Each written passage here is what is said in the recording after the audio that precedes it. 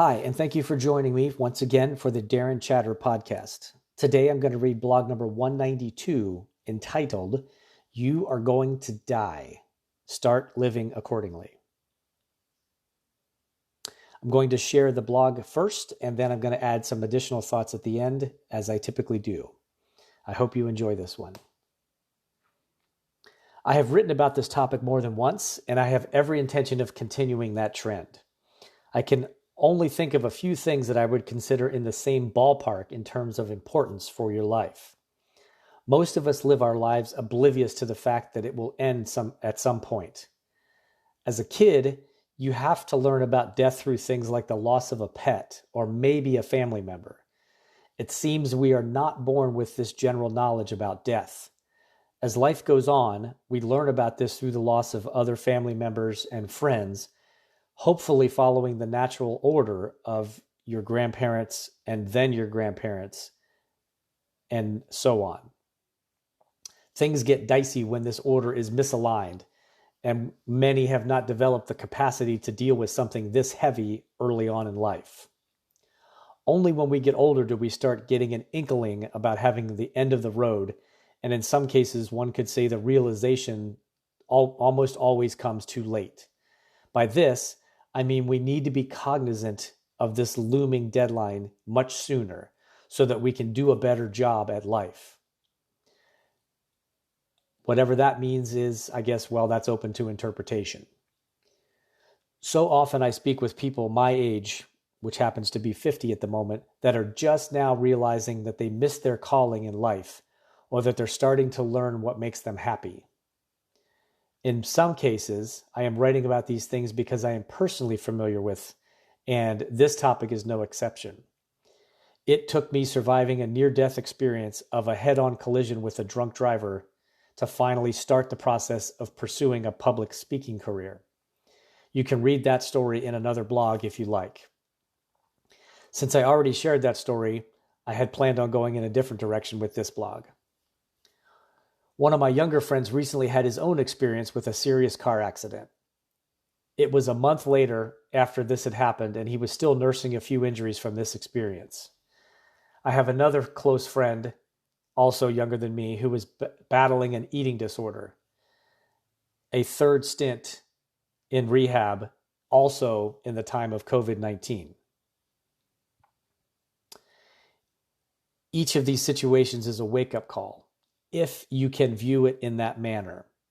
The problem with being younger and less seasoned in life is that things like this can easily get glossed over. Something happens, you get past it one way or another, and you move on, rarely if ever thinking about it again. You would think a brush with death would rattle you to the core, but at a younger age, most of us think that we are indestructible. Also, when bad things happen to us, we tend to want to block it out and forget that it ever happened. Not the healthiest way of dealing with it, and certainly not the approach that is going to allow you to learn from that. What happens becomes just another experience that we see in the rearview mirror. We continue to live our lives like there's no expiration date on it. Here's something to consider. What if you were handed a piece of paper with a message on it that read clearly, "You are going to die on this date"? How much impact would that have on the way you live right now? What if you had a year to live? Not 50 or 80. You had 1 year left to live. Are you going to bother going to work or to school every day? Would you sell everything that you own and travel to New Zealand like you always dreamed?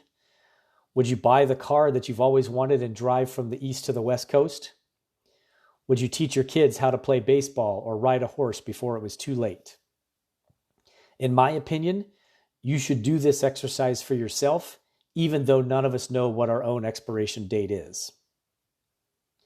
I am finally getting around to doing things that I thought about and wanted to do for a long time. Quite a few years ago, I scrounged up $3,000 to attend a seminar on how to be a keynote speaker. This was in my early 30s, right after my pro racquetball career, and I did not have that kind of money at the time. But it was something that I really wanted to do. It meant enough to me to find a way to do it, and I figured out how to put the money together, and I attended that boot camp. But I didn't follow through. I went to the boot camp and I never took the next step to start myself down that career path. Think about how different my life could be right now had I pursued this sooner. Don't get me wrong, I'm very happy in my life the way it is. But what if? Today, I am working from home and I realized that my job has a whole lot more flexibility than I was aware. I've always wanted to have the opportunity to work from anywhere instead of being in an office 40 hours or more a week. Now that I work from home, it is quite apparent that I have a lot of fluff built into my job that is not necessary. And being in that traditional office environment perpetuated that problem.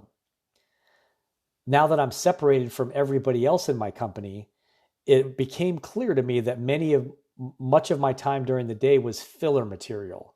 I had a lot more freedom and flexibility than I ever realized or chose to exercise. What I want to attain is a work from anywhere lifestyle, not just work from home. My wife has a different kind of flexibility. As a nurse, she can work a few days in a row and have up to 6 or 7 days off. This gives us a lot of flexibility to do things that we want to do, like go to California for a long weekend or head to Denver for a couple of days and go hiking and do some other outdoor activities that we love. I can schedule my work duties in clumps of time as well and give myself the freedom of the lifestyle that I had always envisioned. Again, why did it take a pandemic to show me that this opportunity had been there all along? Well, I'll tell you why. I, like many other people, go through the motions of life sometimes. It's so easy to get in the groove of just doing what everybody else does. We go to school, we go to college, we get a job, we start a family, and quickly wake up as a 50-year-old without having doing many of the things that we should have done in our lives.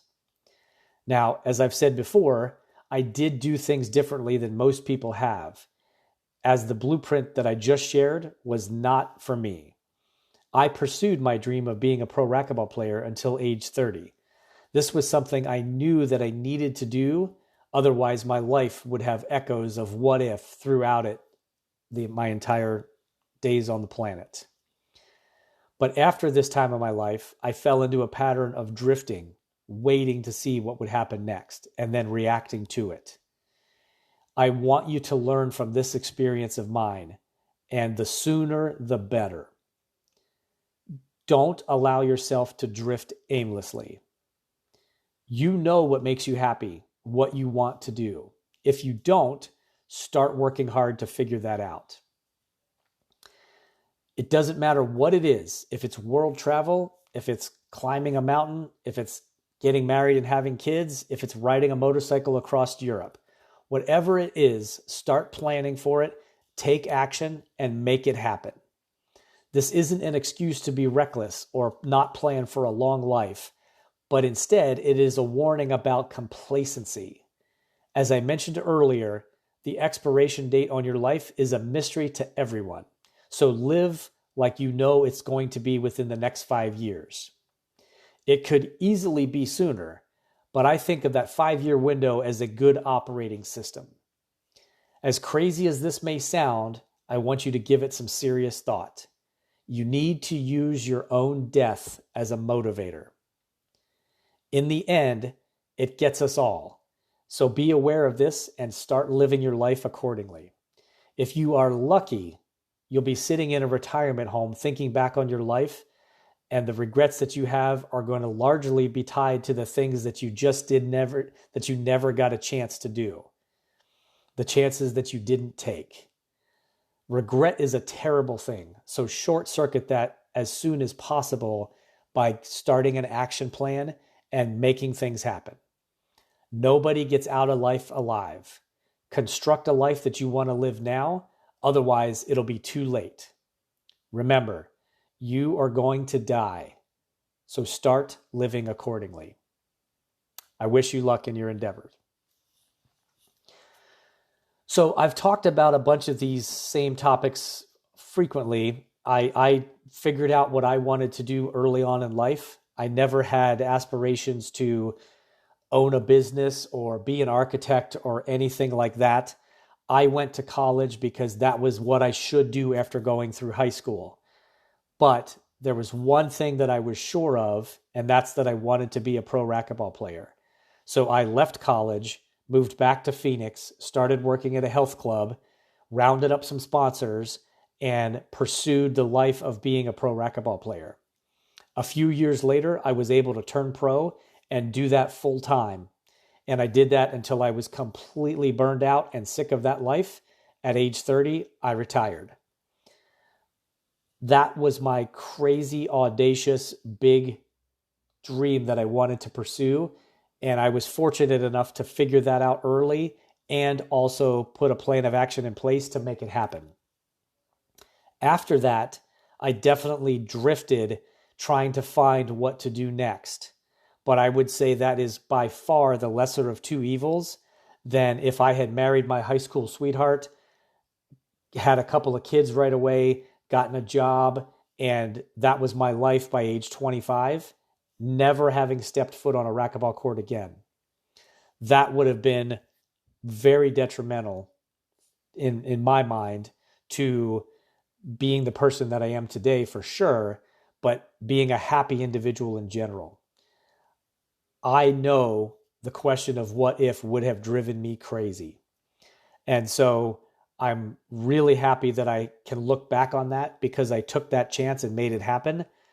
But what a great bookend to the other side of my life to work towards a lifestyle of work from anywhere, have the money and the financial freedom to travel, to do things and experiences that I've always wanted to do and things that my wife and I want to do together. That would be an amazing thing to work towards. And we're very, very close. Her job gives her flexibility. My job gives me a different type of flexibility that still blends with hers. And financially, we are almost debt free. And very soon we'll be able to shift our lifestyle to having no debt whatsoever, including our house paid off, and be world travelers if we choose to, or she can take a nursing assignment in another city for 3 months or 6 months. I can travel with her. We close down the house in Phoenix. We go somewhere else for 6 months and live there. We come back and we pick up our lives where we left off. Always something that I've wanted to do. And I'm very, very close to putting that into making that become a reality as well. I cannot encourage you enough to find a way to get motivated to do similar things, not the same things, of course, whatever your version of that story should be. And again, if you want to be married and have kids, great, do that. That wasn't my personal choice.